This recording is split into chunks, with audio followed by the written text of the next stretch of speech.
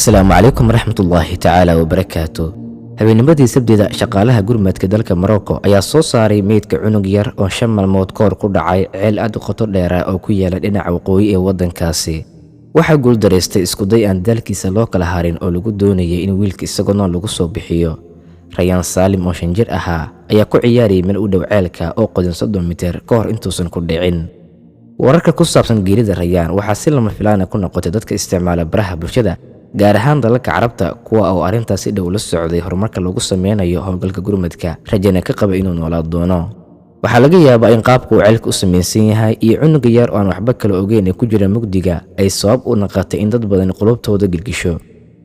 inkastoo dhacdooyinka noocaana ay dhafi naadir yihiin waxaan kula wadaagaynaa 8 dhacdo oo kamid ah tii wiilkii reer Morocco ee adduunka gilgishay sanadihii dambe.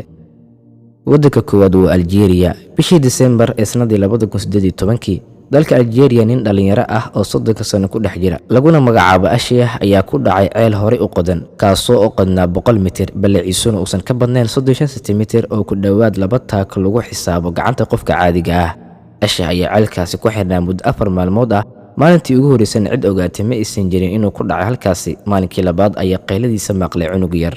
si lamid ah qaabkii loo fuliyay howlgalka lagu gurmaday wiilka reer Morocco ee la oran jiray Rayaan ayaa shaqaalaha difaaca rayidka ee dalka Algeria ayaa u bilaabay in godka hoos u qodaan ceelka ilaa inta ay ka arkayaan meesha uu ku xiran yahay Ashiah oo aan halkaasi ku sii noolaan karin wax ka badan 4 maalmood.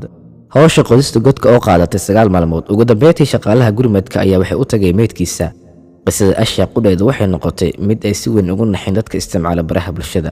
waddanka labaad waa waddanka Thailand. bishii July ee sanadii 2018 dalka Thailand dad badan oo dunida qaybaheeda kala duwan ku noolaa ayaa wadnaha farta ku hayay xilli ay daawanayeen howlgal gurmad ah oo lagu sameeyay 12 caruur ah oo ka tirsan kooxda kubadda cagta ciyaarta kuwa oo ku xirnaa godka waxaana la joogay tababarahooda. kooxdan ayaa waxay soo indheeyeen godka oo ah meel loo dalxiis tago basro badan ayaa daay durbadiiba waxay xirmay meelihii laga bixi lahaa iyo meelihii laga soo gali lahaa labadaba. halkaas waxay ku xirnaayeen muddo 17 maalmood ah. 9 naaquude oo iskugu jira 40 u dhalatay dalka Thailand iyo in kale oo ka soo jeeda wadamo kale ayaa ka qayb qaatay howlgalkaasi. waddanka saddexaad waa waddanka Indonesia. bishii July ee sanadii 2020 jasiiradda Bali ee dalka Indonesia nin dhalinyaro ah oo u dhashay Britain laguna magacaabo Jacob Reebok ayaa ku dhacay ceel xilli uu ka baxsanayay ay eryanayay. dirka ceelka wuxuu ahaa 4 mitir balse Reebok ayaa lugta ka jabay kadib markuu ku dhacay godka sida awgeed ma uusan awoodin inuu ka soo baxo halkaasi wuxuuna ku xayiranaa muddo 6 maalmood ah. ninkani oo 29 sano jir ah ayaa isticmaalaya biyo yar oo ka helay ceelka salkiisa kuwa oo ku noolaa muddadaasi. si nasiib la ayaa la ku timid meesha u dhow ceelka si caws ugu daaqdo. ninkii laha ayaa halkaasi yimid isagoo raadinaya neefkiisa. Robert ayaa maqlay shanqarta kadibna wuu qeyliyay ilaa ninkii xoolo dhaqatada ahaa maqlay durbadiina waa la badbaadiyay. shaqaalaha gurmadka ayaa geedo lugta ugu xiray ka hor intaan loo qaadin isbitaalka.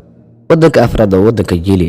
bishii Oktoobar ee sanadii 2010 howlgal gurmad ah oo aad u ballaarnaa ayaa si guul ah lagu soo badbaadiyay 33 naaquude oo u dhashay dalka Chile kuwa oo muddo 69 maalmood ku xirnaa dhulka hoostiisa ah oo ku dumay oo ku yaala magaalada San Jose. 7 maalmood kadib markuu godka dumay wasiirka macdanta dalka Chile ayaa sheegay in fursadda macdan qodayaasha iyaga nool lagu soo bixi karo aad u yareed balse cadaadis ka imaanay dadka dhoobnaa meesha uu godka ku dumay awgeed shaqaalaha gurmadka ayaa sii waday dadaalkooda. qodista oo socoto ayaa mar qura la arkay warqad ay ku qoran tahay oraah markii dambe caan noqotay oo ahayd waan fiicannahay dhammaanteen 33 waxaan ku jirnaa hooy dhulka hoostiisa ah.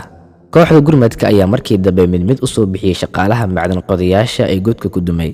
waddanka shanaad waa waddanka Scotland. bishii July ee sanadii 2018 koox gurmad ah ku sugan dhulka sare ee kacsan Scotland ayaa soo bixiyay wiil 9 jir ah oo ku dhaawacmay kadib markuu god ku dhacay xilli uu socday koox dalbarasho u aaday meel laag ah. kooxda gurmadka ayaa howlgalkan u adeegsatay diyaaradaha qumaatiga u kaca oo ay leeyihiin ciidamada ilaalada xeebta.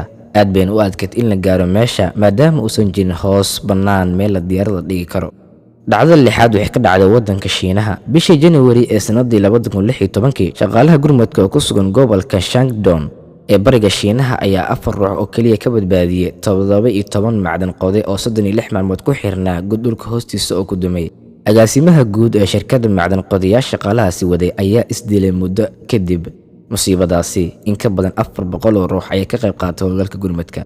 dhacdada toddobaad isla waxay ka dhacday waddanka Shiinaha bishii May ee sanadii 2016. sidoo kale waddanka Shiinaha howlwadeennada gurmadka ayaa u suurta gashay inay badbaadiyaan cunug ku dhacay god qadan 6 mitir. mid ka mid ah shaqaalaha gurmadka ayaa madaxa gashtay godka halka ay saaxiibadiis kalena ay ka hayeen lugta, isagoo ku guuleystay inuu cunug yar gacantiisa ku soo qabto kadibna labadooda la soo jiido. durbadiiba cunuga ayaa loola cararay isbitaalka. howlgalkan wuxuu qaatay muddo 15 ilbiriqsi oo kaliya.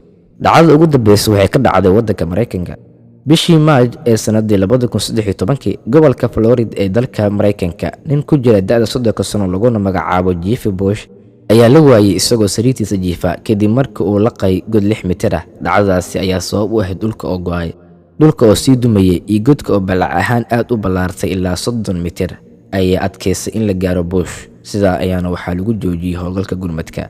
wassalaamu calaykum waraxmatullaahi tacaala wabarakaatu.